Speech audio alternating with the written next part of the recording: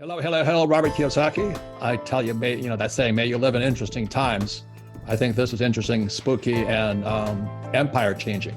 I think we're watching the end of the American empire. We are approaching a once-in-a-lifetime event. The transition to a new global reserve currency. The US dollar has been the dominant reserve currency since the end of World War II, but the tide is now beginning to turn. America has pissed off the rest of the world. We've been the bully with this thing. We're now a credit-based economy. In other words, we print fake money and we spread it throughout the world. But the rest of the world is actually producing the food, the gold, the silver, the machinery, and all this.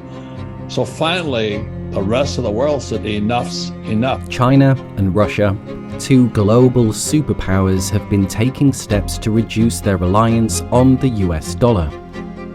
They form two of the countries in BRICS. The BRICS include Brazil, Russia, India, China, and South Africa, and a huge milestone was just reached.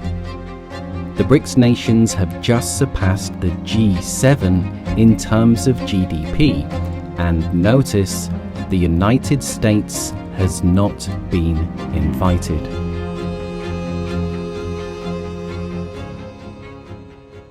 Brazil, Russia, India, China, South Africa comprise the BRICS. These are countries that are uniting in common interests and doing it without the bullying, if you will, of the Western hegemony. And, it's not just Brazil, Russia, India, China, and South Africa. You have well over a dozen countries that have already applied, such as Algeria and Argentina and Iran, the United Arab Emirates, Nicaragua, Turkey, Indonesia, Senegal, Nigeria, Afghanistan, Egypt, Kazakhstan, and the biggest one of all, Saudi Arabia. And their neighbors that are going together are forming a massive, very imposing, not only from a GDP, but you put all these countries together and their military might is very, very strong as well. And those are the BRICS plus. Now they're talking about adding more countries, including Costa Rica, El Salvador, Guatemala, Honduras, Panama, Bolivia, Chile, Cuba, Ecuador, Peru, Uruguay, Venezuela, Azerbaijan, Mongolia, Kazakhstan, Turkmenistan, Uzbekistan, Pakistan, Sri Lanka, and Vietnam. The list goes on and on and on.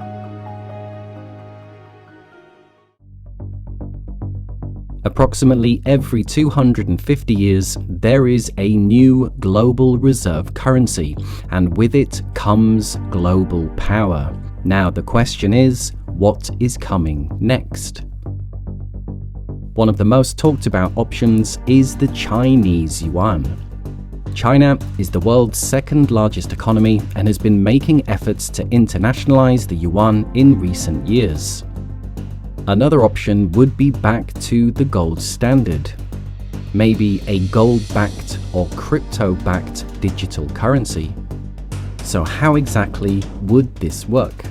You allow everyone equal footing. And how do you do that? Everyone pledges a commodity, just like we were told is going to happen with the BRICS currency. Everyone pledges a commodity to the system and using distributed ledger technology to show the veracity of it. And then you have it audited. So is distributed ledger, do I call that blockchain, or am I? Yes. They will use blockchain to show what each country has pledged to the system and the immutability of it. That's what I think will happen. One of the most important questions is, how do you make sure you are on the right side of this massive global wealth transfer? The key is not to have all your money saved in the US dollar. An empire often comes to an end in some kind of mass inflation or hyperinflation. Having a portion of your wealth in hard assets outside the financial system is key. This includes the 5,000-year-old asset gold, silver, and the new up-and-coming digital gold, Bitcoin. Now, the Bank of International Settlements is a central bank. And what they said, gold is now money. That's why there is no coincidence that the central banks bought more of it last year than at any time since 1967, and the most on record, second most on record. So, they see what's coming and they're moving ahead of this. And the rest of us in this country are more concerned about, woke and things that are just completely missing the ball when the rest of the world is growing together in a very tight-knit group. When Rich Dad Poor Dad, I said savers are losers. And what Andy is talking about, why I said that years and years ago, 25 years ago now. Yeah, if you save in dollars, you will be a loser. And look what's happening to the value of the dollar. It's being destroyed. This is real money. This is toilet paper. If you're not a contrarian, you're going to be a victim. And if all of your wealth is held in dollars and dollar-based assets, you're destined to go broke or have your money taken from you by a bank that has made poor decisions and goes upside down. The world's central banks are beginning to prepare.